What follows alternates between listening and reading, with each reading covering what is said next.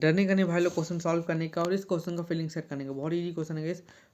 इसको देख के हम लोग को बेसिकली गाइस बताना है कि कौन सा लॉजिक गेट है ये, ठीक है ना। तो देखो अब सिंपल सी बात है गाइस, करंट यहीं से आ रहा होगा क्योंकि हायर वोल्ट है, तो यहीं से करंट आ रहा होगा। और बेसिकली गाइस हम लोग आउटपुट 1 आना चाहिए। तो एक बना लेते हैं, जैसे ए दिया है, बी दिया है, ए बी दिया है, तो बना लेते हैं गाइस एक ए का सर्किट और एक बी का, ठीक है ना, और एक वाई का, ठीक है ना।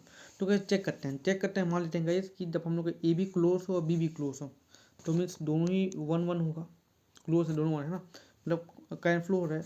तो अब करंट बहुत चालाक है गाइस, करंट बेसिकली इस बार यहाँ से फ्लो करेगा और यहाँ से फ्लो करेगा, ठीक है ना, यहाँ से और यहाँ से फ्लो करेगा, तो उस साइड जाएगा ही नहीं, ठीक है ना। तो इस केस में हम लोग को आउटपुट 0 मिलेगा, बल्कि अपने को 1 चाहिए। दूसरे केस में मैं मान लेता हूँ कि दूसरे केस में हम लोग फिर मान लेते हैं कि हाँ, दूसरे केस में हम लोग ये मान लेते हैं कि मेरा जो ये है बेसिकली ये जो है ये बी क्लोज है और अब ए ओपन है। अगर बी क्लोज है, ए ओपन है, तो बी तो 1 आ गया और ए 0 आ गया। लेकिन इस केस में भी तो हम लोग को, इस केस में क्या होगा, करंट यहाँ से फ्लो करेगा, तो फिर वाई अपने को 0 मिलेगा, तो ये भी नहीं हो सकता, ठीक है ना। दूसरे केस में देखते हैं हम लोग कि मान लेते हैं कि अब जो ए है वो क्लोज है और बी ओपन है, तो करंट हम लोग को यहाँ से फ्लो करेगा, करंट वहाँ से फ्लो करेगा, तो भी अपना मतलब ये A1 B0, तो ये भी 0 मिलेगा क्योंकि करंट तो उधर जा ही नहीं रहा है ना। अब एक ही तरीका बचा गया कि दोनों को ही हम लोग ऊपर मान लेते हैं, तो ये 0 ये 0।